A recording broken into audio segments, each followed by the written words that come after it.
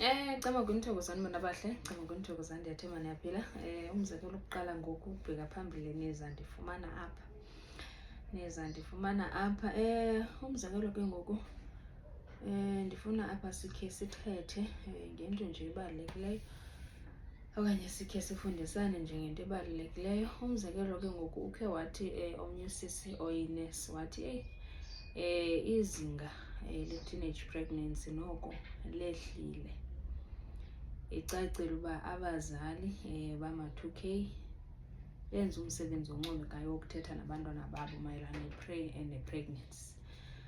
Ndithi ke ngoku kulo sisi, ndithi sisi, umzekelo ama-2K ayayazi okokuqala uba awazumelana nabantwana. Ngelinye ixesha umntu akakabikho ready for uba nomntana, but ke ngoku ndifuna le nto siyijonge macala omabini.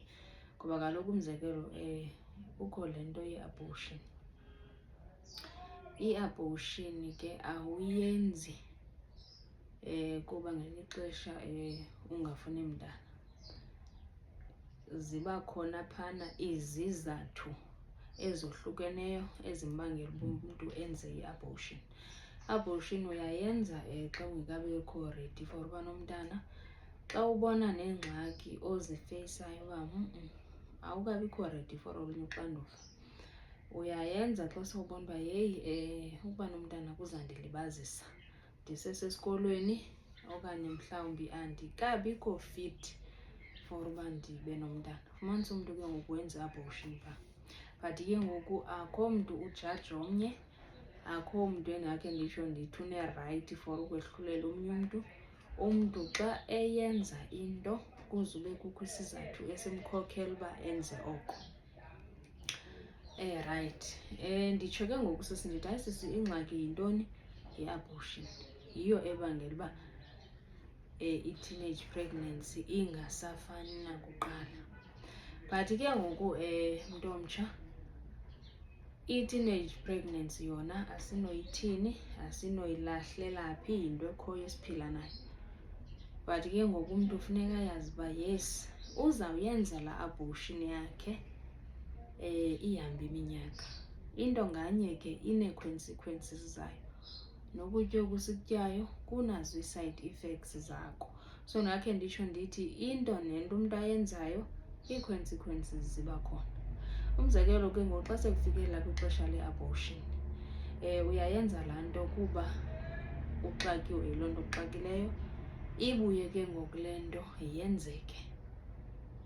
Utsho ube free, utsho ungabi namntana, utsho uthi hayi loo gift ndiyithumele back to isenda. Kuye kutshiwo ke ngabantu abatsha. But ke ngomntu wasekhaya ingxaki inye.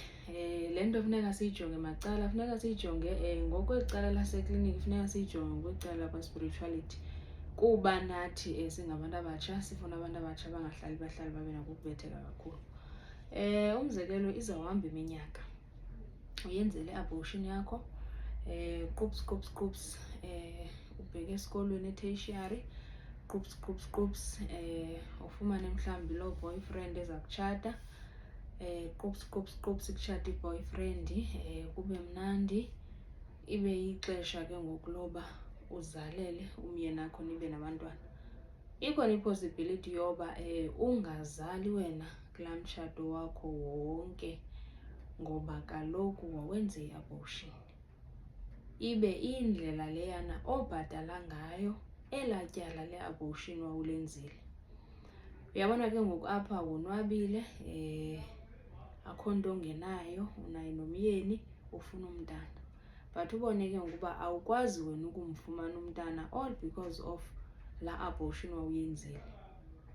So ndakhe nditsho ndithi ewe, omnye umntu uyakwazi ukulibhatala ityala le-abortion esekwi-tertiary level okanye mhlawumbi esagqiba ukufunda, but ubone uba awufumani msebenzi, akho nto elungayo, yonke into yakho oyizamayo nje iyamoshakala. Ibe ingxaki ilaa abortion wawuyenzile.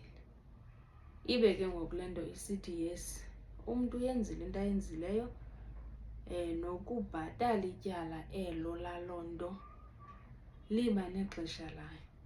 Uyakwazi ikhawuleze laa nto iziveze ikupanishe ungekagqibi nesikolo ngelinye ixesha, but sometimes ikupanishe sowugqibile ukufunda, sewuphangela, sewunefemeli yakho wena oyiqalayo, but laa femeli ungakwazi uyiqala ngoba kaloku usenelaa tyala okanye lixesha lokubhatala elaa tyala.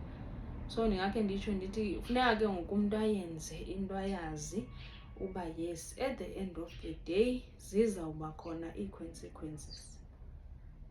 Kulapho ke ngoku umntu wakhona funeka ayazi uba xa wenze i-abortion uyahlanjwa. Xa wenze i-abortion uyasihlanjwa esasimnyama, uzicelele uxolo. Iinto ke zakwamoya okanye zabantu abangaphiliyo zizinto ezithethwa ngomlomo kube kubonakalisa uba hayi nankubani ucela uxolo ngesenzo sakhe awasenzayo, ucela nje uqala kabusha aqhubekeke nempilo.